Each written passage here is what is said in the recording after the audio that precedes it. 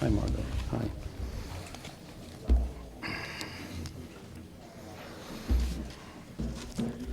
Hi. Good morning. I would just like to make a brief comment on the unfolding events and then try to answer whatever questions you may have. This is an infamous day in the history of the United States and the world. The horrible human tragedy we are witnessing is a lethal challenge, I believe, to our democracy and our values. Terrorism and those behind it must not prevail. We must not forget recent history. The international community has been combating terrorism for decades, and the new war on terrorism, so-called, is painfully, as we've seen today, with us, and requires a comprehensive strategy to combat it effectively. We have not forgotten the Munich Olympics, the hijackings of airplanes in the 1970s and the 1980s, the bombings of the U.S. Embassy in Beirut and the Marine barracks in 1983, the hostages in Lebanon, and the series of terrorist incidents in Israel, Egypt, Saudi Arabia, New York, Oklahoma City, Tokyo, and now in New York and Washington and elsewhere. No, this is not a new war. Rather, it is a continuing battle which needs a coherent policy that goes from education, public education, preventive measures, international mobilization and building international coalitions against terrorism, and, of course, the last resort, the instruments of military response. There will be much speculation as to who is behind these horrible events. We've known for a long time, and at the Baker Institute, we have had seminars on terrorism and counterterrorism policy. We've collaborated with other public policy institutes, such as the RAND Corporation. But the potential sources of terrorist acts are known. They can be nation states, they could be state-sponsored, it could be non-state groups, individuals, they could be splinters, groups, they can be lone wolf operators. The trends we've also seen, they're becoming more lethal, as we're tragically seeing, especially in New York and Washington today. There's less restraint on the use of more massive means for destruction, like the airplane hijackings and in a suicide manner going into one of the major structures in New York. And unfortunately, there may even be less restraint to use unconventional weapons in this terrorist, in future terrorist scenarios. Perpetrators can be religious fanatics, people with apocalyptic ideologies, millennialists, cults, extremists from the right, the left, ethnic groups, cultural nationalists. The sources are diverse. The motivations are clear. Kill your enemy, whichever way you define your enemy to be. Instill fear. Try to negotiate advantage in certain circumstances, and obviously have a major impact on countries' social economic impact. The devices, of course, what we're seeing is this resort to conventional devices, but an airplane in this extent, in this particular incident in New York and in Washington. But using these conventional devices to have a massive impact, as if it is a weapons of mass destruction device that was used.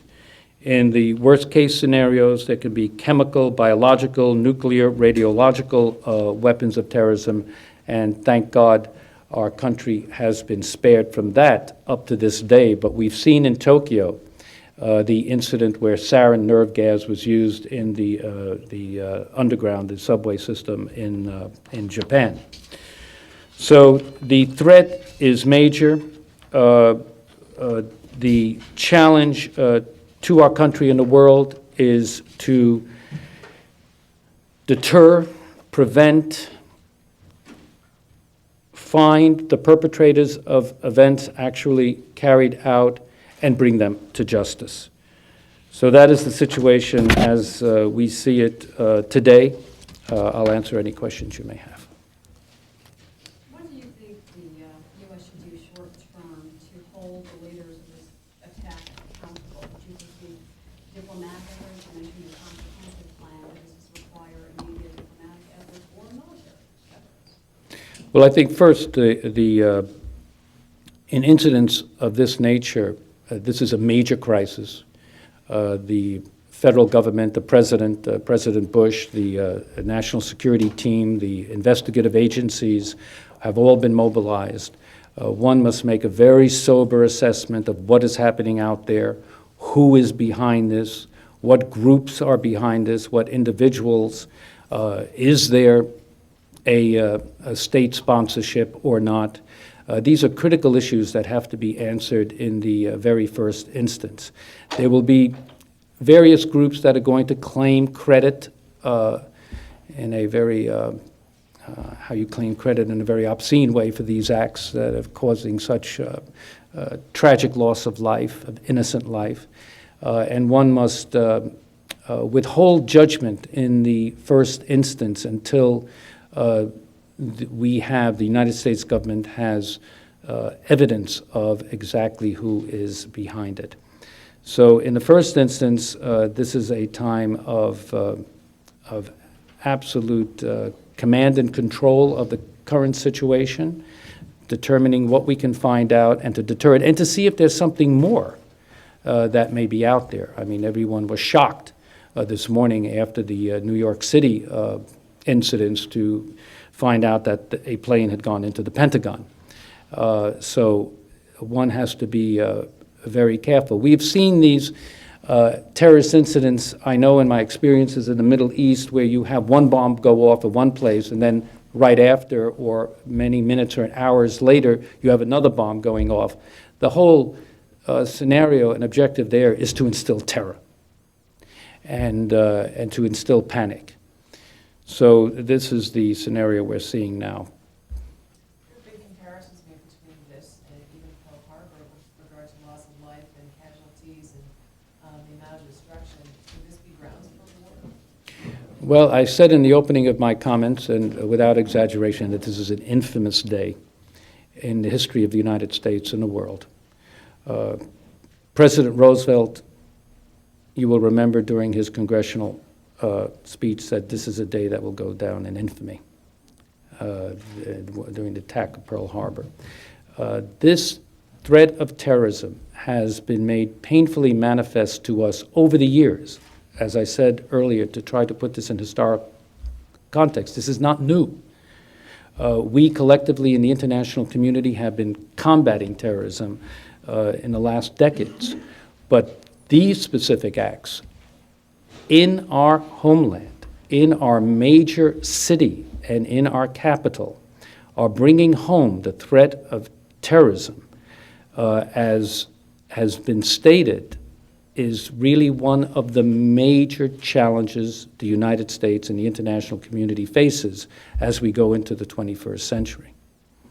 Are you surprised at the coordination of this attack, and does that indicate about anything about who might have done this? And does it show that their security is lax at U.S. airports? Do you think airports are going to be the same in the future? I think the coordinated attacks demonstrate clearly that there is a very serious organization, and let me just leave it at that, behind this. This is not a random act of terrorism on the part of an individual. And it obviously means that there's major financing behind this. So to me, this indicates that it's a conspiracy, and it's a conspiracy in which the perpetrators will have to be found. How much of an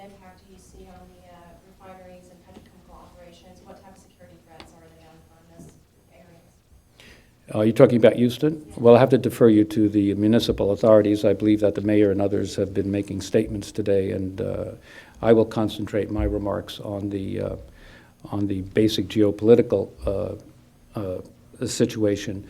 But certainly every urban center in the United States can be targeted. And therefore, each city has its own vulnerabilities. And it is incumbent upon the municipal, state, and national authorities to have contingency plans in place in order to diminish the prospects for attacks against facilities in urban centers, and to have the proper response mechanisms if the worst-case scenarios are carried out. But I'll defer you to the municipal authorities for any further comment on that. There's been a lot of talk about Osama bin Laden perhaps being behind this. He did, one of the newspaper reports that he did threaten violence against the U.S. several weeks ago, and there's a lot of speculation that only he would have the financial wherewithal to orchestrate an attack like this. Do you think this points to him?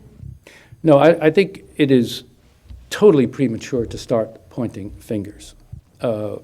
We saw that at the Oklahoma City bombing, and therefore one has to await what the federal government and the authorities uncover as to who was behind this. I think it is very probable we will know who is behind this because of the nature, the major nature of this terrorist attack, and that it has strong organization behind it. So that, but in these beginning hours and days, we must be very prudent before we start assessing blame. And we also have to be suspect about those claiming credit until we can make, the United States government can make its own determination of who is responsible. The World Trade Centers are standing no longer. They were the epicenter of commerce in the United States. What does that mean for us right now? Where do we go from here? Well, as I said in my opening comments, one of the targets of terrorism is to have a major impact on the socioeconomic structure of a given country. And obviously they've chosen this, it's a second time this complex of the World Trade Center has been targeted. And there are groups out there and individuals out there who see the United States, its the remaining superpower, our preeminent position in the world, as something that threatens their interests. And as I said, it can be an ideological, it can be a political motivation, it can be people who are have gripes against what we stand for. It could be domestic, and it can be foreign, the perpetrators. So indeed, these symbols of America's power are not accidentally targeted. What about any terroristic attacks on pipelines in the country? Colombia has often been a target. Any concerns now in the U.S.? I'm sure that infrastructure targeting has been always one of the major concerns of the battle against terrorism, the counterterrorism efforts, and therefore basic utilities, be they electric, water, gas, oil, all the major infrastructure that feeds our society, our cities, our rural areas, can be targeted. But again, every municipality, every region, and the federal government have plans. Have contingency plans, and hopefully when things happen, like we're seeing in New York City, I've just heard Mayor Giuliani's statements. The authorities are quite on top of their immediate reaction to this and acting, I believe, in a very professional way, given the enormity of this tragedy and the human life lost and the structural damage. But we do see that in the specific case of New York, that response mechanisms are in place. And I believe that every urban center in the United States has that. Now, air traffic has been restricted as well. What about waterborne traffic, ship imports and exports? I have no, I have to refer you to the proper authorities on that. That I do not know. Do you have reason to believe the South Africa situation was related to this? The what situation? Durban, South Africa? No, that's highly speculative. One simply doesn't know. And I think that there may be, Durban just happened, and this incident just happened, and that may be too short a time fuse to connect the two, but that's quite speculative. I don't know. How greatly is the U.S. economy going to be affected by the commerce not going to be affected by the World Trade Center not standing anymore? Well, I don't know how to assess that. Certainly symbolically, it will have a psychological effect nationally and internationally.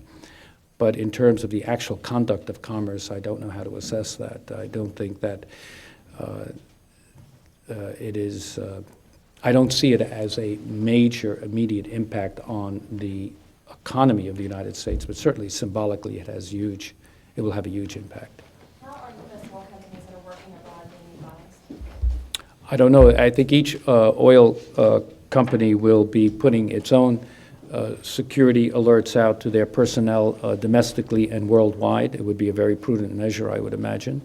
But certainly when major terrorist attacks occur in the United States and the United States is being targeted, that means that U.S. corporations, U.S. embassies, the U.S. presence overseas has to be alerted and the necessary security precautions taken. There were truce talks scheduled tentatively today between the Palestinians and Israelis. Of course, there's been an increased degree of violence there and all but declared war. Do you think that this may have been the motivation behind this attack? We don't know, because we don't know who the perpetrators are behind these terrorist attacks. It may be, it may not be. We simply cannot draw that conclusion now. But certainly the ongoing violence in the Middle East is a cause of great, great concern. And the hostilities and the hostile atmosphere in the Middle East is certainly not conducive to international peace and stability. This is also the anniversary, I believe, of the Clinton Camp David Accords. Could you see any relationship between these factors?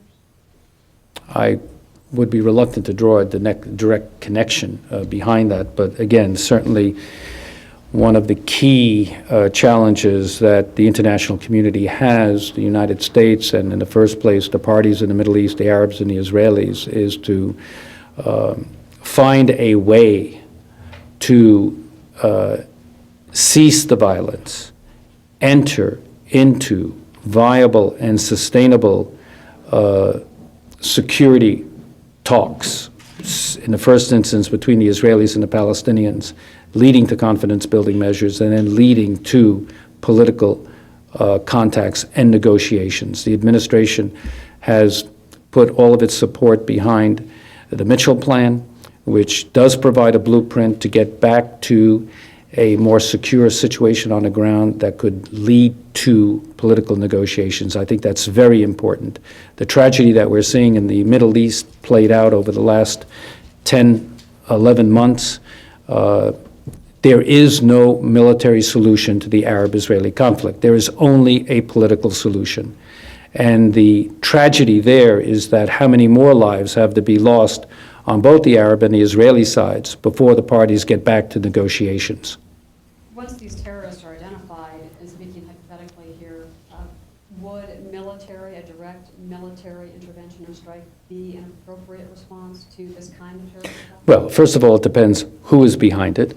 And then secondly, there's a wider range that the President of the United States can determine in terms of the measures that the United States government should take. But again, everything from preventive measures to education that I mentioned earlier on to military responses is in the spectrum of options that the President of the United States has. Are you getting any? Or to be a well-organized, well-known terrorist group with a long history of doing this, would military intervention ever be an appropriate response?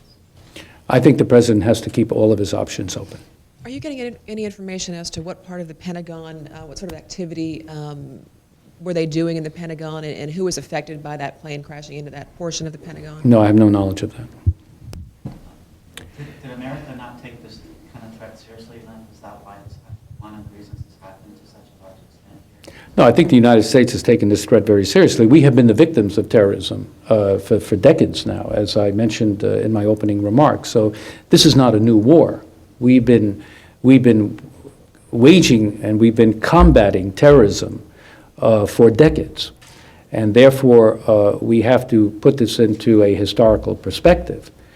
But this challenge that we're facing today, these attacks in the heartland of our country, in the financial capital of the world, and in our nation's capital, show that all that we have been considering in terms of how we combat that has been brought to our doorstep in a very tragic manner. That's why I said at the outset of my remarks, this is an infamous day in the history not only of the United States, but of the world. Are you surprised by this personally? I think the magnitude and the coordination of this attack is something that obviously has great significance. And that's why I stated that an attack of this nature, with such coordination, means that there are financial resources behind whoever perpetrated this attack. And then one has to ask the question if there is state sponsorship or what organizations may be behind this. So therefore, again, this is a major event in the whole history of terrorist attacks. And therefore, the government must act very soberly right now in determining exactly who is behind it before the various measures can be taken against the perpetrators. A lot of people might wonder how people got through security checkpoints at airports to accomplish this. Do you know enough about it? No, I don't know about that, but obviously, you know, we've had security checks enhanced at national airports internationally. Again, you have to ask the question, how effective are they? I think that with the hijacking of airplanes used in these incidents today, that there will be a major review of airport security and aviation security. Any other questions? Thank you.